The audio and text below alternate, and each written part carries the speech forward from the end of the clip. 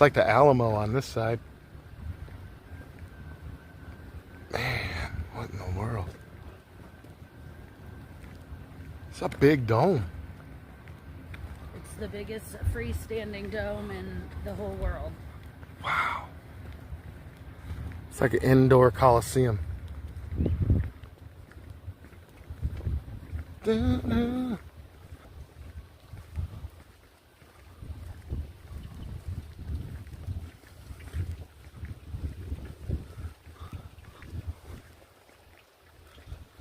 Dopeness.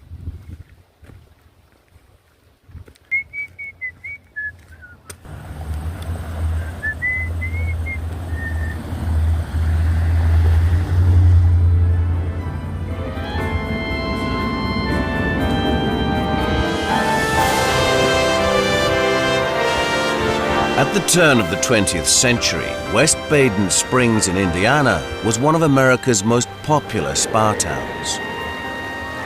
Local entrepreneur Colonel Lee Sinclair wanted to cash in on the boom and build a luxury hotel for the wealthy visitors. He demanded that his grand building should be finished off with the biggest dome in the world.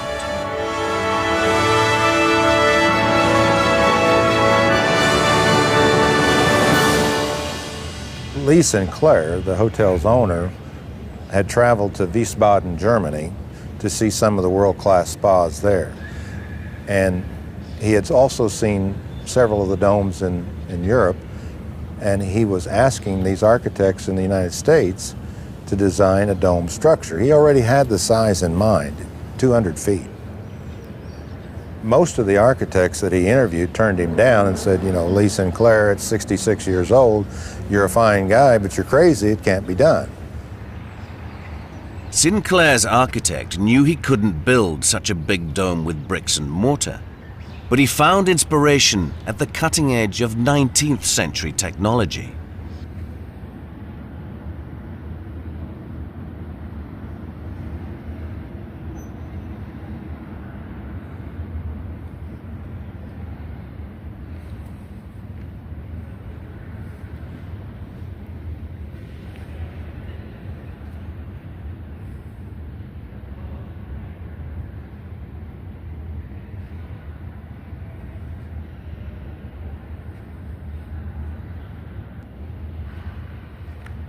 I can't even right now. This is crazy.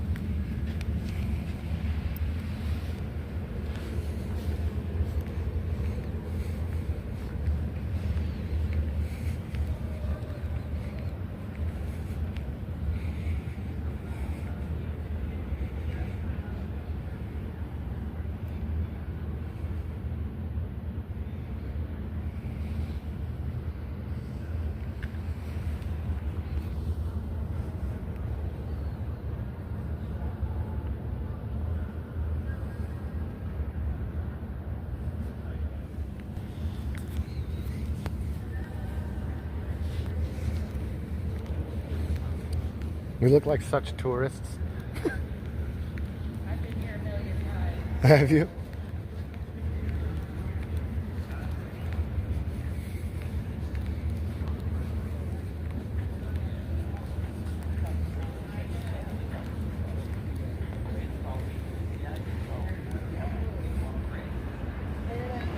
The magnificent crystal atrium under Colonel Sinclair's dome draws guests from across the country to West Baden Springs.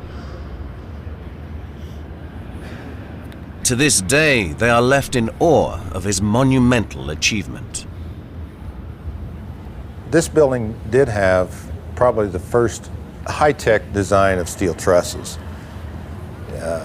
It's almost like when you walk through here, take off your shoes, for you walk on holy ground.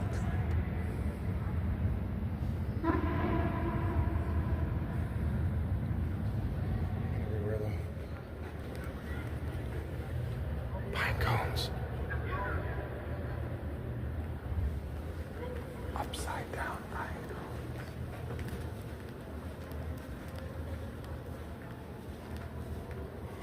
There's definitely ghosts in here.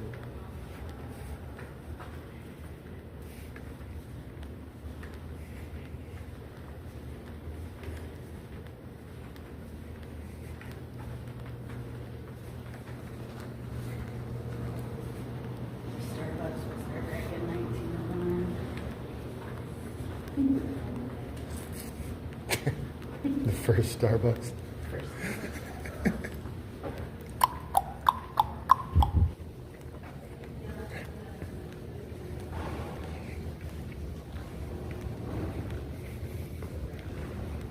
In here? Oh, what's this room?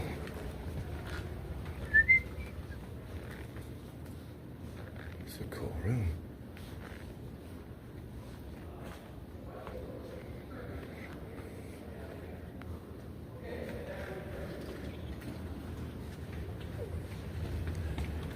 Did you get me in a suite? Yeah. I want to look at the stained glass real quick.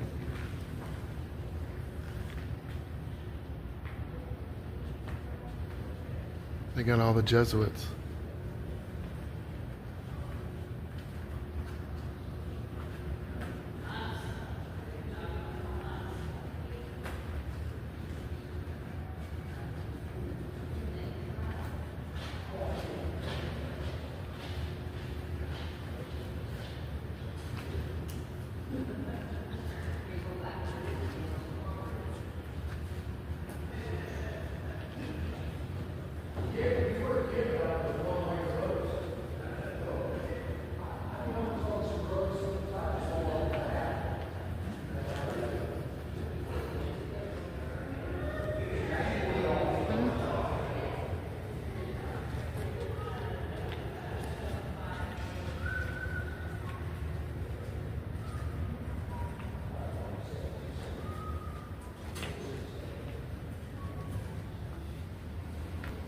I just want to walk down this hallway.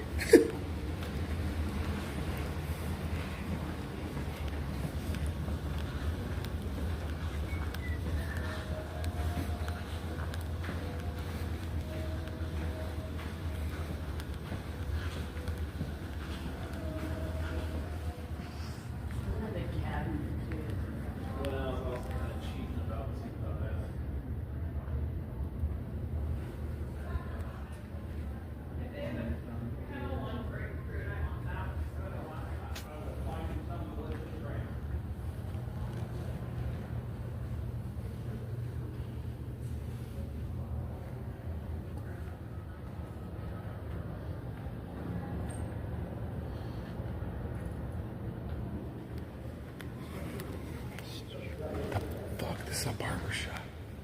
Weird. Isn't it the weirdest? Shoe shining shop. That's where you get your shoes shined. Huh. That's a real nice shoe shining little thing. That's a barber chair. Old school barber chair. Dude.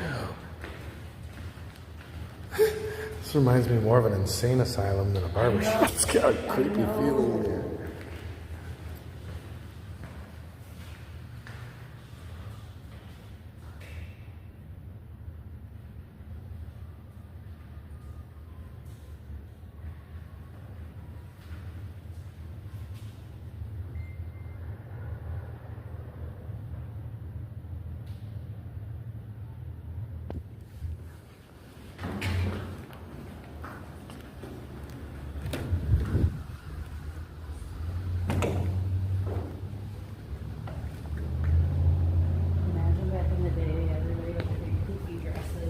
Hell yeah, and dudes with their pipes and their freaking tan suits with their top hats.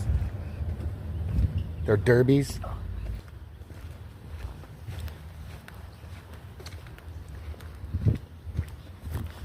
Whoa.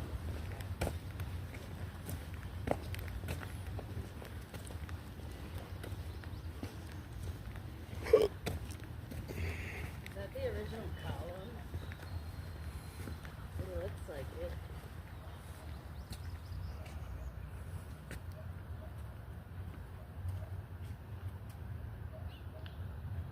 Sunken garden. Huh.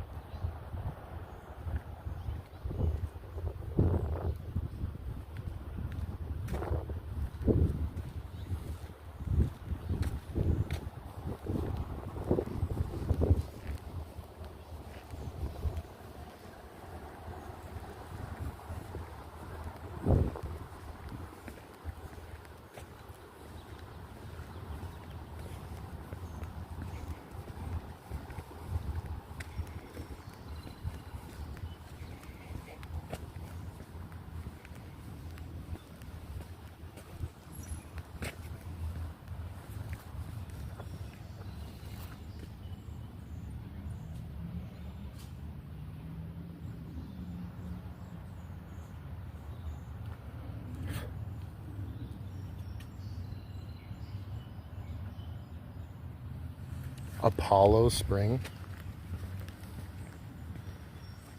You know, Apollo is Apollyon.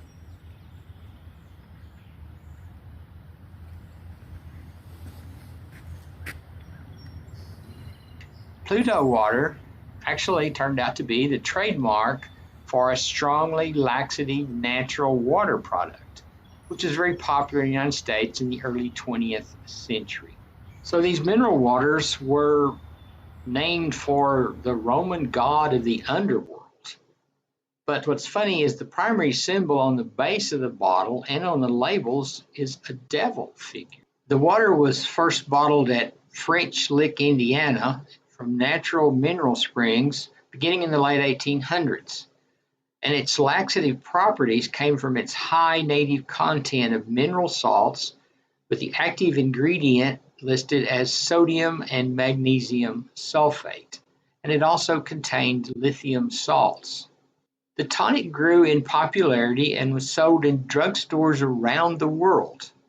Pluto water was awarded a blue ribbon at the 1889 World's Fair in Paris, and sales grew dramatically between 1903 and 1919.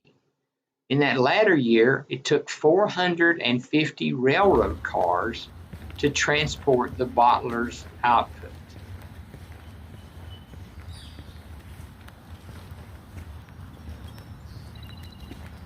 So is that like a fountain of the water? I think Because it's a spring bathhouse, I guess, right? I think the spring is on the other. There's one in that house. That's what they were showing, is that they were like, the springs were in like the house, in the building. Which is weird. Yeah, in the other building. Yeah. Because there's one. What's that for?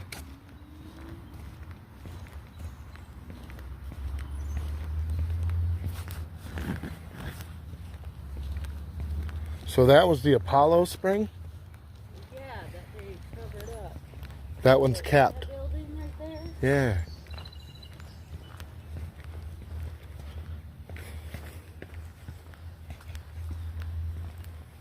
And then that one.